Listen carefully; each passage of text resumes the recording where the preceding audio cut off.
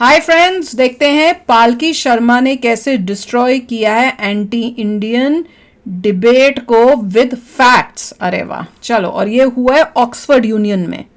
Video शुरू करते हैं। वीडियो शुरू करने से पहले अगर आप चैनल पर नए हो और आपने अभी तक सब्सक्राइब नहीं किया तो जल्दी से पहले सब्सक्राइब के बटन और बेल आइकन को क्लिक कर लो ताकि आपको हमारे सारे न्यू वीडियोस के नोटिफिकेशन मिल जाए जैसे हम अपलोड करें। अगर आपको वीडियो पसंद आता है प्लीज लाइक एंड शेयर। चलिए शुरू करते हैं। Thank you, Mr. President. Namaskar and good evening to all of you.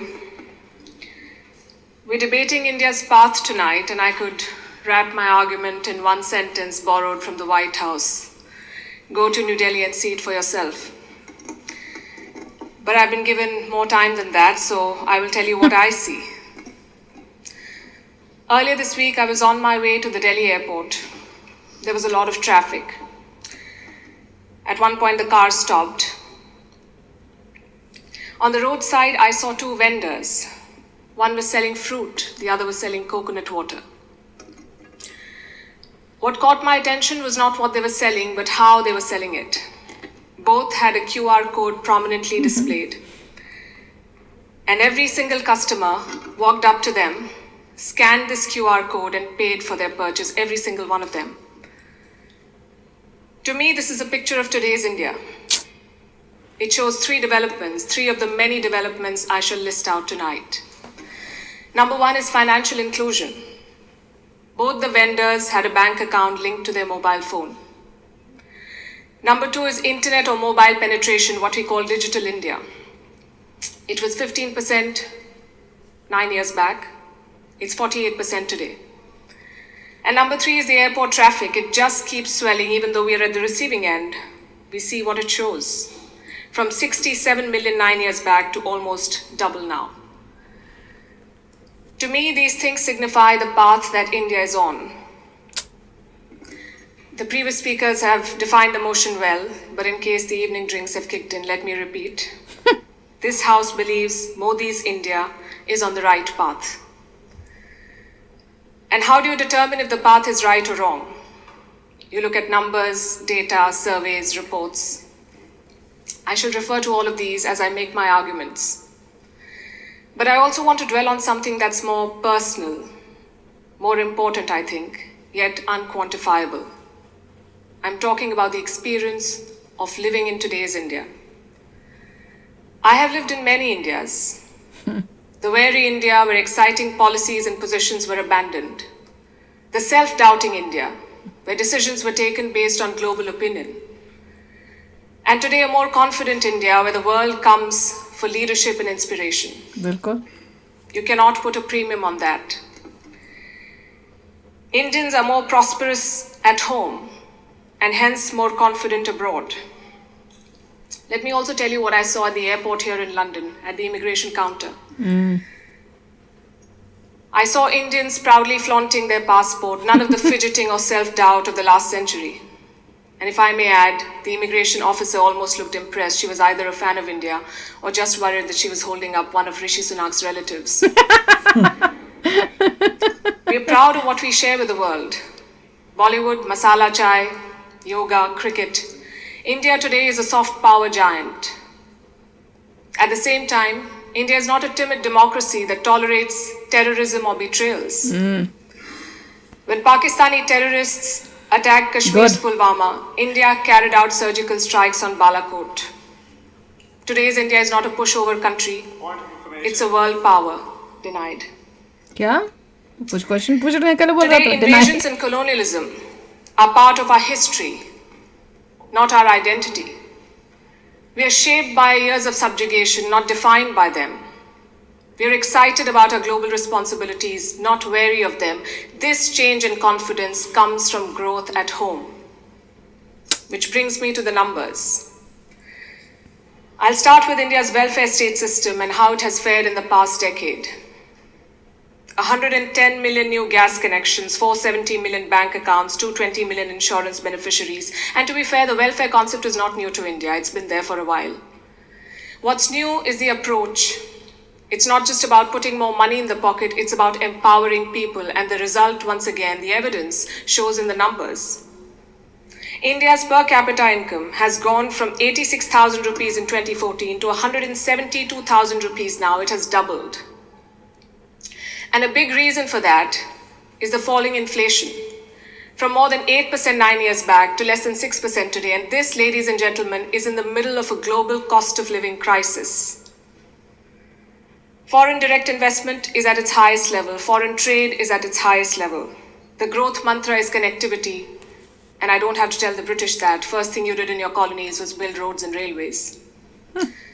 Our growth story has been about two Indias. The urban India, the bustling urban India, and a sluggish rural India. Today we are trying to connect the two. We are building more than 38 kilometers of highway every day, which is 50% more than what it was 7 years ago. The number of airports has doubled since 2014. The total capacity at seaports has doubled.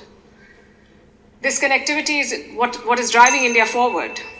घंटी का मतलब क्या time हो गया? You mentioned GST. Our constitution calls India a union of all states, which is a great tribute to our diversity. But it also meant 28 different state economies, different taxes, different trade practices. This government tried to unify it to create a single Indian market. It took time, but the result is this today. Tax collection is at its highest ever.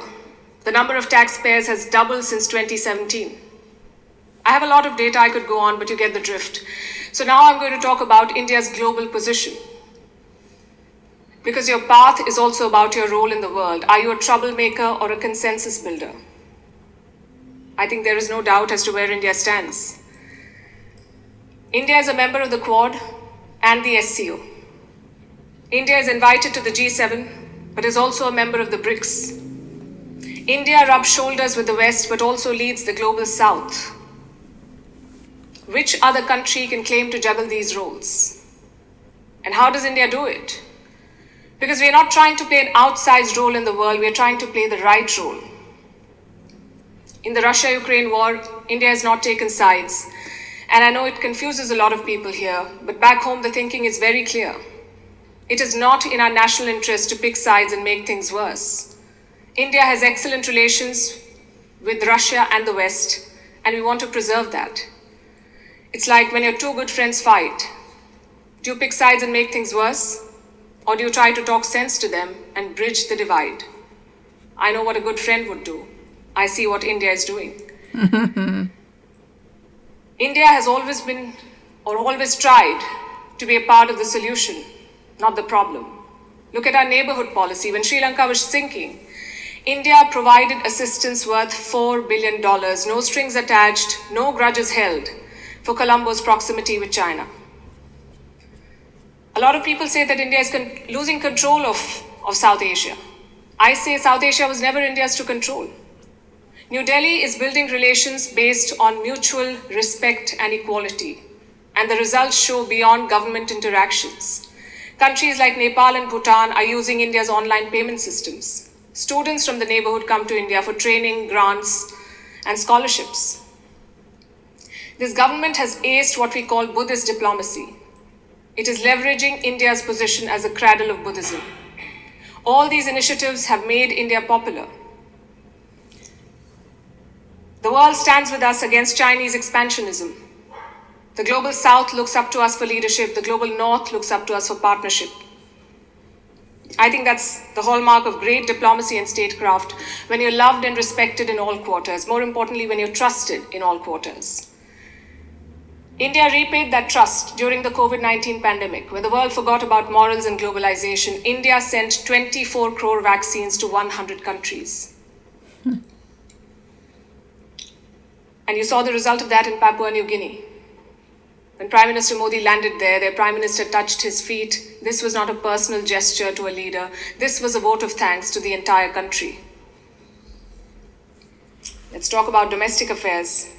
Kashmir was brought up. This government abrogated Article 370. Today, Kashmir's economy is doing much better. 1.8 crore tourists visited the valley in the last year. That's the highest ever in Indian history, 1.8 crore. Kashmir is getting its first ever foreign direct investment, and that too from a company in the UAE. But since this is Kashmir, let's not limit ourselves to finances. Let's talk about security. Terror attacks in the valley have almost halved in the last few years. The numbers are staring in your face. Security is better, economy is better, Kashmir is better. Plus, we have corrected a historical wrong imposed on India. Let me also address something else that was raised by the opposite side, and that is religious intolerance. It's easy to quote anecdotal evidence and paint an entire country as intolerant. But random elements and sporadic incidents do not speak for India or its leadership or its government. Only policies do, and I'll tell you about those policies. More Muslim students got scholarships in Modi's first term than the previous government. I'm talking about 2 million more Muslim students. If the idea was to marginalize them, why give them more scholarships? Look at the government's Hajj policy. Prime Minister Modi held personal talks with the Saudi regime to increase India's Hajj quota. In 2014, it was 136,000. Second war By में 2019, it was नहीं, more वो than 5 minute का था, 200,000. 10 Again, minute the का idea हुआ, was to 10 minute हो गया। marginalize Muslims. Why increase the Hajj quota? This government abolished triple talaq. Would you call it reform or repression? क्या Let me गिराया? also tell you what a Pew study found in 2021. It runs counter to every argument that will be made here tonight. It found that 89% of all Muslims and Christians in India say they are free to practice their religion. Yeah. I'll repeat, 89% of all 100% surveyed Muslims and 100% है। Christians. But no, let's build on किसको रुका perceptions गया? and anecdotes, not on facts. I would also point you to all the social schemes, the bank accounts, the gas connections, the insurance policies. They're available to all citizens of all religions. Does that mean India cannot do better? Absolutely Every not. country can do better. Even one incident of marginalization is one too many, but how would you judge an entire country's path? In fact, it struck me when I was invited for this event, why would Oxford University be interested in debating the path of Modi's India? वही तो मैं पूछ रही हूँ, सोच रही हूँ। Because तुम India कौन हो? has defied Western predictions. It's the world's largest democracy charting its own course.